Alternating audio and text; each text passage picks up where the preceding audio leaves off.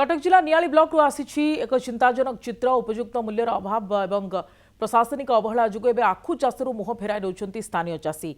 Cool जलारपुर Deuli और लुणीगाँ भली अंचल जहाँ दिने आखु चाषर गड़ भाव जनाशुना था सेठारे भी स्थिति संगीन लुणीगाँ में जो दिने 250 एकर जमी आखु हसुला बारंबार क्षति सही सही चलित वर्ष ताहा मात्र 20 एकर को खसी आछि अभावी बिक्री जोगु आखुर उपयुक्त मूल्य मिलूना ठीक समय अटाड़ी न मिलू आखु विलंबरे कटा होउछि एवं बिलरे ही सुखी नष्ट होउछि चाष समय सठिक भाव में सार मिलूना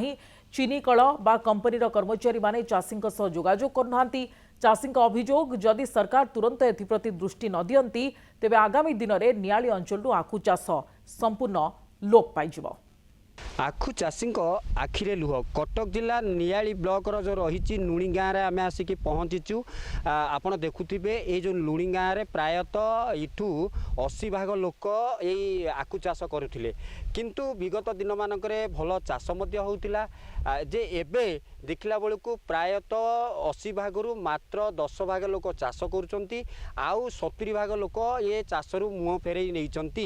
कारण कौन तार ग्राउंड जीरो आम स्थिति परखुचु आप देखुवे आखु चाषी मैंने कौली भाव में चाष करते दुख भोगुंट आसतु आम पाखे किसी चाषी भाई मैंने अच्छा सीधा प्रतिक्रिया ही नवा नियाली सेक्शन आम चाष करूँ आम गाँव में प्राय बहुत चाषी आम चाष करूँ 82 मसीह चाष कलाणु से आम आखु करूँ 480 टका टन दौलू आमको असुविधा है 7 दिन 8 दिन ना पहला आखु बिल सुखिला बेले आखु चाष भांगी देलु आमर ये शक्ति सुगार ऑफिसर मैंने आसी आम गाँव में मीटिंग करी आम एकत्र करी आखु चाष करेले से भी साहाय्य सहानुभूति कले आमर आखु 100% आम कलु तापर शक्ति सुगार को जो बाहर कर अलग आईपीएल सरकार को आईपीएल कंपनी की देले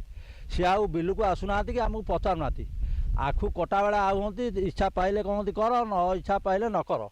आम आ कौन करूँ चाषी लोक जी करुचु से सुखई पचई कि नदी कटाड़ी हम आमर आज्ञा गुंठू को 1500 टका खर्च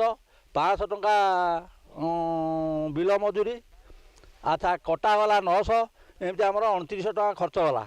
आ रहा केते आमको एबे देले 3160 टका आगुर कम दौले से आखु एका आम से जो चाषी सब भांगी गले आम बड़ बड़ चाषी कई जन आम पड़ी रहीचु आम भी लास्ट को भांगी देबू।